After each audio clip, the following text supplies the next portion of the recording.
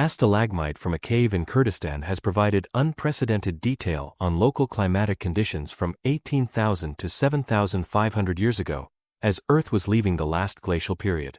Lying so close to the valleys where agriculture and civilization were born, the find offers great insight into the conditions that drove their rise.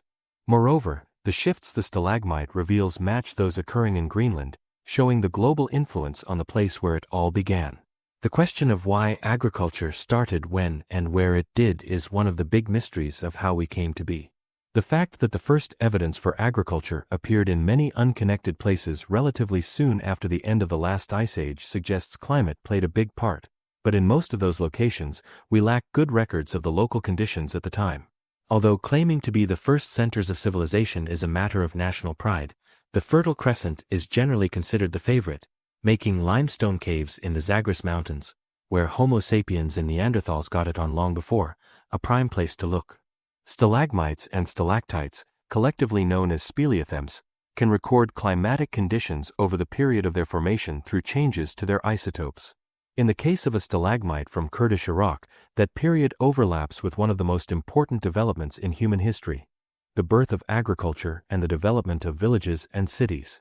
The stalagmite reveals that around 14,560 years ago, rainfall increased in the area, leading to faster deposition of limestone. Around 12,700 years ago, precipitation reduced, and conditions became dustier, indicated by increased concentrations of trace elements like barium, strontium, zinc, and sodium in the limestone layers. Sarak Cave sits well inside the Fertile Crescent. Rainfall there is currently sufficient for agriculture, and tributaries of the Tigris River, along whose banks some of the earliest civilizations flourished, flow nearby. Archaeological evidence suggests Palagora Cave, 140 kilometers, 87 miles, from Sarak Cave, was frequently occupied in summer during the initial warmth as the glaciers retreated, but largely abandoned around the time the stalagmite indicates the region dried out. Occupation became common again just as Sarak Cave was recording evidence of renewed warmth. The authors propose that until the Holocene era began, the foothills of the Zagros Mountains created a mosaic of spatially restricted, yet resource-rich, environments.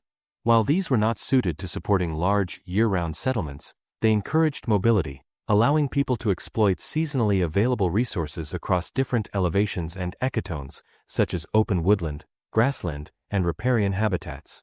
The authors argue that the flexibility of living under such conditions promoted the building of a culture that, when the climate became warmer and more stable, was well suited to taking advantage of new opportunities, including agriculture. Speleothems can be read in multiple ways, and sometimes this produces a conflicting and confusing picture. However, the Sarak Cave stalagmite tells a consistent tale.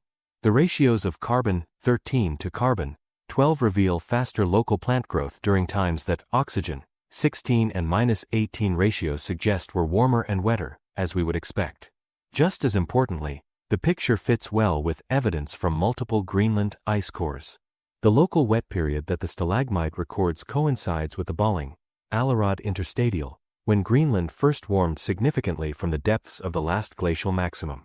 The subsequent drying matches the Younger Dryas period, when the Earth, and particularly the North Atlantic basin, experienced a still unexplained cooling.